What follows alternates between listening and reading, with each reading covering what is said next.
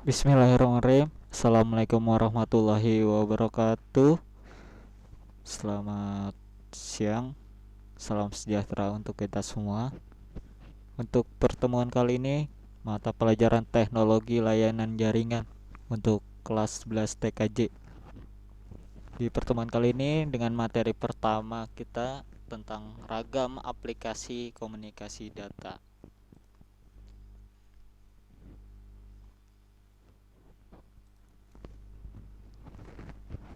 Nah, kita harus tahu dulu kenapa sih kita harus belajar materi ini.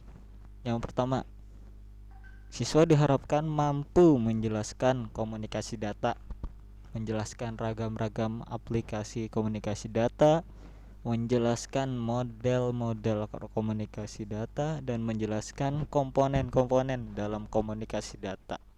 Nah, itu tujuannya yang harus jadi alasan kita harus belajar materi ini. Nah, cangkupan materinya ya seperti ini. Yang pertama kita bakalan mempelajari pengertian komunikasi data, model-modelnya, komponen-komponennya, beserta karakteristik komunikasi data.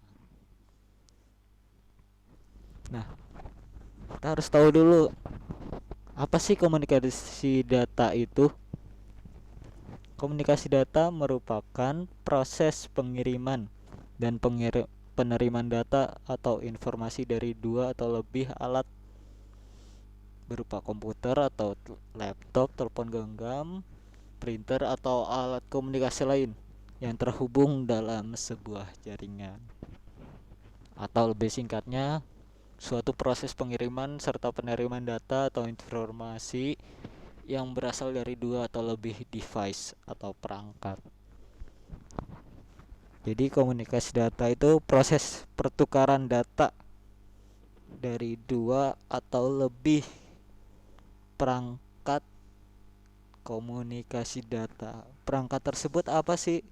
Itu bisa berupa komputer, telepon genggam kalian, printer, telepon rumah, handy talkie, ataupun radio. Nah, kenapa kita belajar komunikasi data? Padahal kita sebenarnya masuknya kan ke teknik komputer jaringan. Nah, di dalam jaringan komputer pun itu sebenarnya adalah sebuah komunikasi. Komunikasi data internet itu adalah pertukaran informasi dari dua atau lebih bahkan ribuan komputer atau perangkat jaringan yang ada di internet. Jadi itu semua berupa komunikasi, pertukaran dari mulai server dengan klien, laptop satu dengan laptop 2 di dalam jaringan komputer. Itu tetap menggunakan prinsip dari komunikasi data. Jadi internet, misalnya kalian mengirim pesan, mengirim SMS, atau yang sekarang lebih sering chat di WhatsApp, itu merupakan komunikasi. Jadi chat dari WhatsApp itu kan merupakan komunikasi antara dua, tapi di dalam jaringannya itu ada enkripsi khususnya untuk melakukan komunikasi data dalam jaringan komputer. Jadi komunikasi yang tadinya kita mengetik assalamualaikum atau selamat pagi itu berupa teks yang diketik, sedangkan yang dikirim dari handphone kita itu bukan teks, bukan visual. Kalau yang dikirim visual, pasti kita udah ngeliat di udara itu banyak visual-visual gambar teks, ya kan? Jadi dari perangkat kita tersebut, ketika kita mengirim pesan, itu akan dikonvert atau dirubah menjadi sinyal digital. Sinyal digital berupa beberapa bit yang akan dikirimkan ke server dari provider atau aplikasi chattingnya atau aplikasi komunikasinya, dan akan dikirimkan kembali ke penerima. Seperti itu analogi dari komunikasi data. Nah, ini modelnya dalam komunikasi data. Ada yang pertama simplex, itu satu arah. Yang kedua duplex, half duplex, dua arah tapi bergantian. Yang ketiga itu full duplex, dua arah secara bersamaan. Kita bahas dahulu dari simplexnya. Simplex satu arah. Pernah lihat gak ada sebuah perangkat komunikasi tapi hanya satu arah aja? Contohnya apa? Contohnya itu televisi. Kita menonton televisi. Televisi memberikan informasi berupa visual dengan audio ke kita, penontonnya. Tapi kita nggak bisa memberikan feedback atau umpan balik atau balasan buat ke televisinya. Kan kalau kita ngomong ke televisi jadinya orang bego, ya kan? Jadi itu merupakan salah satu contoh dari komunikasi data simplex atau satu arah berupa televisi, radio. Radio juga kan. Kalau misalnya kita ngomong ke radio itu berasa orang nggak waras sih. Ngomong ke radio sendiri padahal penyiar radionya atau yang di dalam TV-nya belum tentu dengar suara kita. Nah, itu yang dinamakan komunikasi satu arah atau simplex. Selanjutnya half duplex, dua arah tapi bergantian. Nah, itu contoh analoginya adalah handy talkie atau walkie talkie. Kalian pasti pernah ngelihat polisi menggunakan handy talkie ataupun tentara menggunakan handy talkie. Dalam handy talkie itu ada namanya sistem gantian. Gak mungkin dua-duanya ngomong. Kalau dua-duanya ngomong itu akan terjadinya collision atau bentrokan suara. Jadi misalnya polisi A dengan polisi B menggunakan handy talkie untuk konfirmasi kejadian, kan gak mungkin dua-duanya langsung ngomong, saling mengomong. Nah, pasti ganti-gantian. Pertama polisi A yang ngomong, kedua polisi B yang berkomunikasi. Nah, itu salah satu contoh dari komunikasi data dua arah bergantian atau half duplex. Nah, yang selanjutnya komunikasi data dua arah bisa bersamaan atau secara bersamaan atau disebut dengan full duplex. Nah, yang ini banyak dan sering kita gunakan. Apa contohnya? Contohnya itu ketika kita video call, kita zoom kemarin, ataupun kita menelpon. Nah, ketika kita ambil analogi seperti nelpon. Kalau nelpon kita bisa dua arah atau dua-duanya si pengkomunikan atau orang yang berkomunikasi bersuara. Nggak harus ganti-gantian kan. Misalnya langsung ngomong, dua-duanya ngomong pun tetap kedengaran kalau ditelepon. Karena apa? Karena merupakan model komunikasi full duplex dia. Kalau telepon, video call, ataupun kemarin telekonferensi kita. Nah, itu contoh dari komunikasi dua arah secara bersamaan atau full duplex. Nah, ini komponen-komponen dalam komunikasi data. Pertama, sumber atau source. Nah, ini merupakan komponen yang membangkitkan data atau informasi yang nantinya akan ditransmisikan bisa berbentuk alat input di komputer. Nah, dari sumbernya atau dari receivernya yang akan mengirim data atau informasi yang akan dikirimkan kepada si end user ataupun si pengguna atau penerimanya.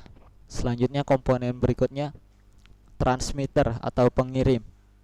Nah, ini alat yang berguna untuk memproses data dari sumber atau source yang nantinya disalurkan menuju sistem transmisi atau menuju ke end usernya atau si penerimanya.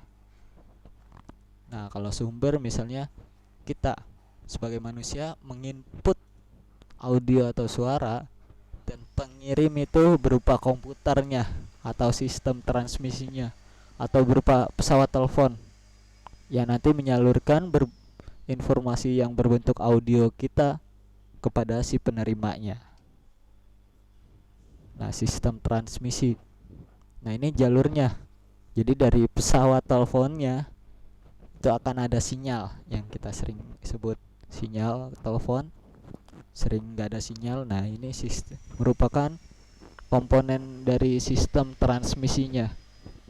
Nah, ini di dalam atau jalur penghubungnya antara source ya yang akan dikonvert oleh si transmitternya, nah menggunakan jalur penghubung yang disebut sistem transmisi yang nantinya akan dikirimkan kepada si penerima atau receivernya. Nah, selanjutnya si penerimanya, komponen terakhir si penerimanya.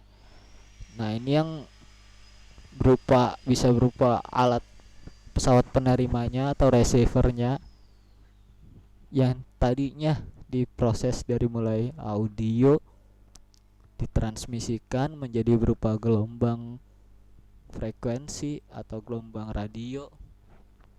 Nah, itu dari sistem transmisi akan dikonvert kembali dari mulai, karena awalnya audio, misalnya kita di pesawat telepon, dari audio dikonvert menjadi sinyal menuju sistem transmisi. Nanti di penerima ini akan dikonvert kembali dari sinyal ke arah audio kembali.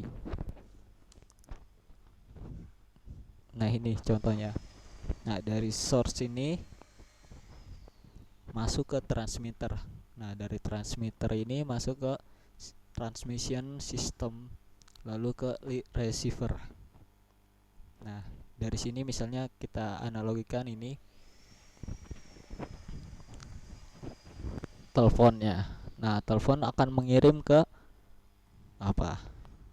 Mengirim ke BTS atau public telephone networknya,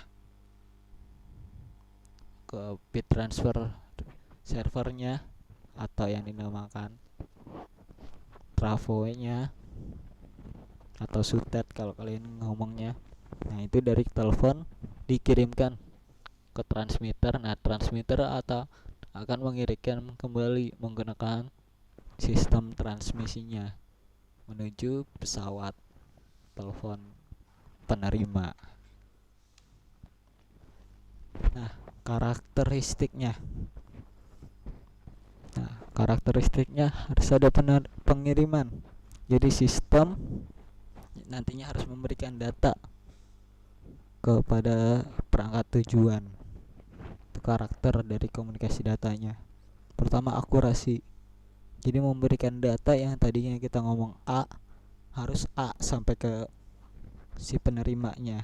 Jadi tidak ada yang tertinggal. Misalnya kita mau ngirim data kata sistem, dari mulai sumber mengirim sistem, kata sistem, nanti nyampe penerimanya gak mungkin S nya hilang. Jadi harus benar-benar akurasi. Nah, selanjutnya ketepatan waktu atau tepat waktu. Jadi pengiriman benar-benar harus tepat waktu komunikasi data itu.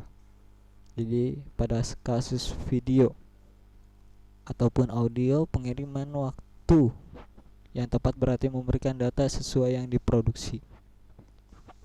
Jadi misalnya kita ngirim video, itu ada 6 menit videonya, yang 3 menit mestinya orang lagi jatuh, tiba-tiba di 3 menit bukan orang lagi jatuh. Jadi itu tidak tepat waktu dari sistem transmisi real time-nya. Selanjutnya jitter, variasi waktu kedatangan. Jadi tidak ada keterlambatan yang tidak merata pada pengiriman paket audio yang nantinya akan pernah dengar kata pending atau delay atau nge-lag. Nah, itu keterlambatan waktu kedatangan paket. Nah, mungkin itu aja materi untuk pertemuan kali ini. Nah, tugasnya cari implementasi komunikasi data yang sering digunakan pada kehidupan sehari-hari. Tadi udah saya jelaskan contoh-contoh komunikasi datanya. Nah, itu dicari lagi di Google atau kalian berpikir sendiri. Seperti biasa, nanti foto hasil tugas tersebut menggunakan timestamp kamera dan dikirimkan ke WhatsApp saya atau email saya ataupun dikirimkan menggunakan website e-learning yang sudah saya informasikan. Mungkin itu aja, saya akhiri. Wassalamualaikum warahmatullahi wabarakatuh.